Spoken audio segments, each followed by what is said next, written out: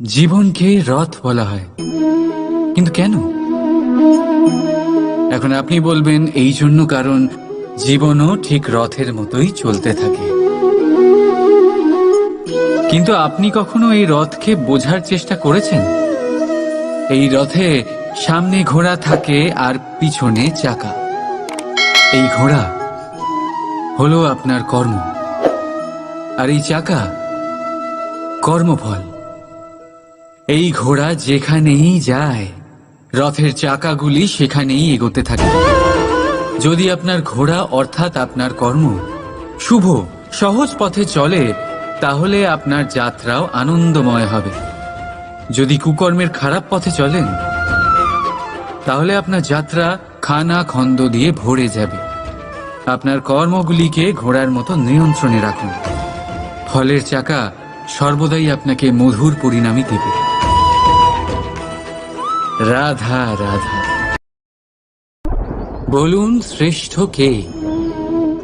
রেশমের সুতো যিনি তৈরি করেন, নাকি তিনি যিনি এই সুতো দিয়ে বস্ত্র তৈরি করেন? নিশ্চিতভাবে যিনি বস্ত্র বানান। এবারে বলুন, শ্রেষ্ঠ কে?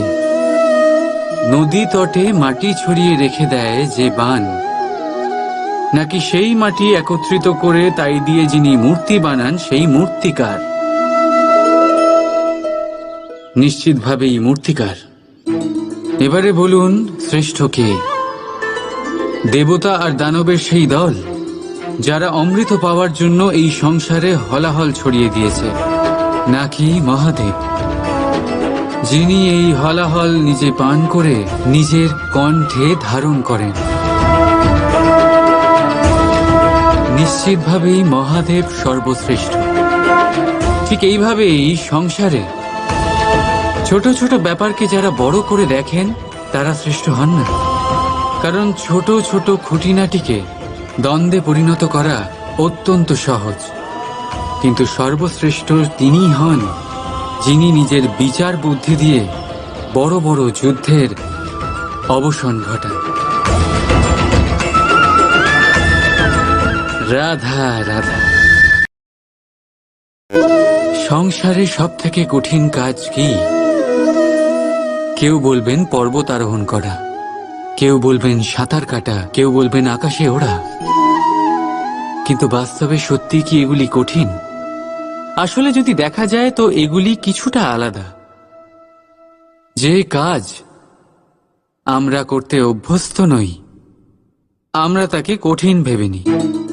যেমন সাঁতার কাটা আলাদা, পাহাড়ে ওঠার কলা আলাদা, আকাশে ওড়ার কলা আলাদা। যেমন কিছু মানুষ গণিত আর বিজ্ঞানকে কঠিন ভেবে নেয়, কিন্তু বাস্তবে এটা সাহিত্যের থেকে কিছুটা ভিন্ন, কঠিন নয়। দেখুন, এই সংসারে কঠিন কিছুই নেই, শুধু একে অপরের থেকে কিছুটা ভিন্ন।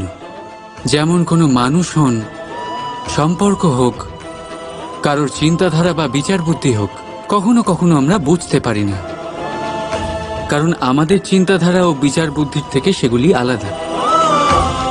কিন্তু যদি এটা বুঝে নেওয়া যায় যে সেটা কঠিন নয়, একটু ভিন্ন মাত্র, তাহলে অনেক সম্পর্ক বাঁচানো যেতে পারে। রাধা রাধা।